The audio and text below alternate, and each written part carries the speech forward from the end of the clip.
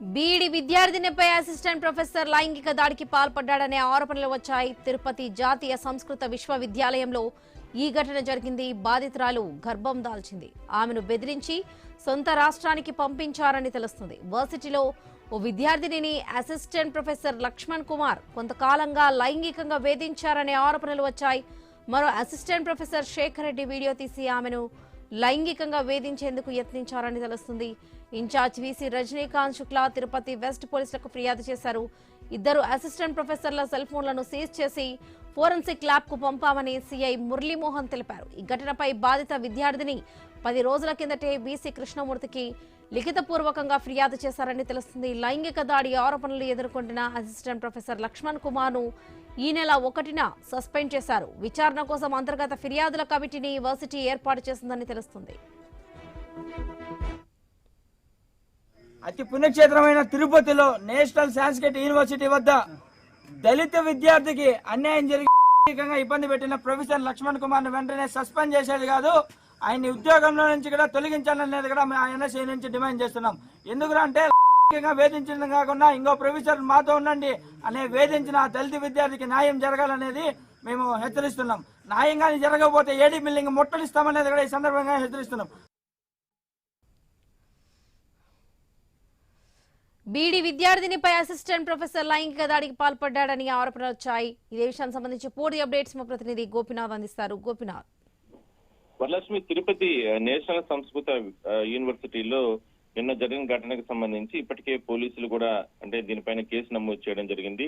Assistant professor Laxman Kumar ఒక విద్యార్థిని పట్ల వ్యవహరించిన తీరు, దాని తర్వాత ఆ పైన లైంగిక దాడి, అదేవిధంగానే సెల్ ఫోన్ లో వీడియోలను చిత్రీకరణ చేసి మరో ప్రొఫెసర్లకు కూడా వాటిని అన్నింటినీ కూడా షేర్ చేయడం, దీనికి సంబంధించి పూర్తి స్థాయిలో కూడా ప్రస్తుతానికి కలకలం జరుగుతుంది. విద్యార్థులు పెద్ద ఎత్తున ఆందోళన ఆవేదన వ్యక్తం చేస్తున్నారు. అయితే బాధిత విద్యార్థిని ఇప్పటికే ఇక్కడి నుంచి కూడా పోలీసులకి కంప్లైంట్ ఇవ్వకుండా వెళ్ళడం జరిగింది. అందువల్ల పోలీసులు మాత్రం దీనిపైన పూర్తి స్థాయిలో ఎందుకంటే ఎంతో మంది విద్యార్థులకు సంబంధించిన అంశం కాబట్టి, ఇది సున్నితమైన అంశం కాబట్టి ఒకవైపు యూనివర్సిటీకి సంబంధించి దీనికి సంబంధించి పేరు ప్రఖ్యాతులు ఉన్నటువంటి విద్యా సంస్థ కాబట్టి అన్ని రకాలుగాను చర్యలు తీసుకుని కేసు నమోదు చేయడం జరిగింది.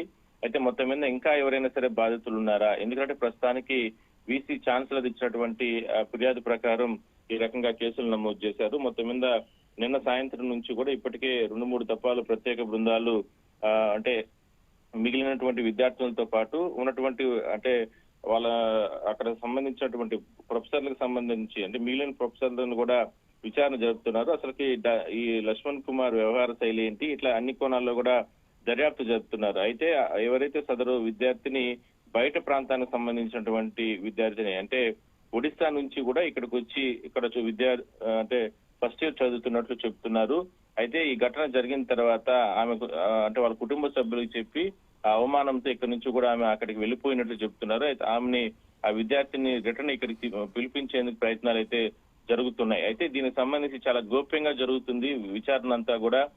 ఇప్పటికే లక్ష్మణ్ కుమార్ ని సస్పెండ్ చేసిన నేపథ్యంలో లక్ష్మణ్ కుమార్ ని ఇప్పటికే పోలీసులు అదుపులోకి తీసుకోవడం జరిగింది, విచారణ జరుపుతున్నారు.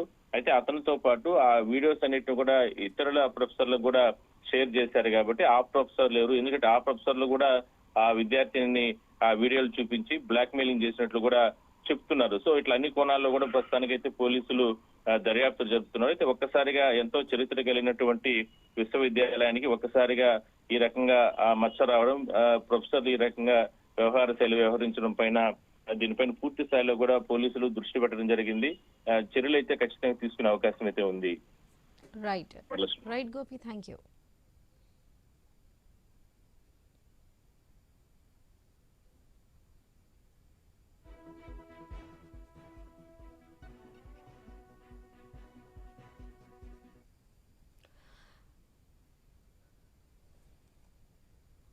బీఈడీ విద్యార్థినిపై అసిస్టెంట్ ప్రొఫెసర్ లైంగిక దాడికి పాల్పడ్డాడనే ఆరోపణలు వచ్చాయి. తిరుపతి జాతీయ సంస్కృత విశ్వవిద్యాలయంలో ఈ ఘటన చోటు చేసుకుంది. బాధితురాలు గర్భం దాల్చింది. ఆమెను బెదిరించి సొంత రాష్ట్రానికి పంపించారని తెలుస్తుంది. వర్సిటీలో విద్యార్థినిని అసిస్టెంట్ ప్రొఫెసర్ లక్ష్మణ్ కుమార్ కొంతకాలంగా లైంగికంగా వేధించారనే ఆరోపణలు వచ్చాయి. మరో assistant professor Shekar Reddy video తీసి ఆమెను లైంగికంగా వేధించేందుకు యత్నించారని తెలుస్తుంది. Incharge VC Rajanikanth Shukla Tirupati west పోలీసులకు ఫిర్యాదు చేశారు. ఇద్దరు అసిస్టెంట్ ప్రొఫెసర్ల సెల్ ఫోన్లను సీజ్ చేసి ఫోరెన్సిక్ ల్యాబ్ కు పంపామని సిఐ మురళీమోహన్ తెలిపారు. ఈ ఘటనపై బాధిత విద్యార్థిని 10 రోజుల కిందటే వీసీ కృష్ణమూర్తికి లిఖితపూర్వకంగా ఫిర్యాదు చేశారని తెలుస్తుంది.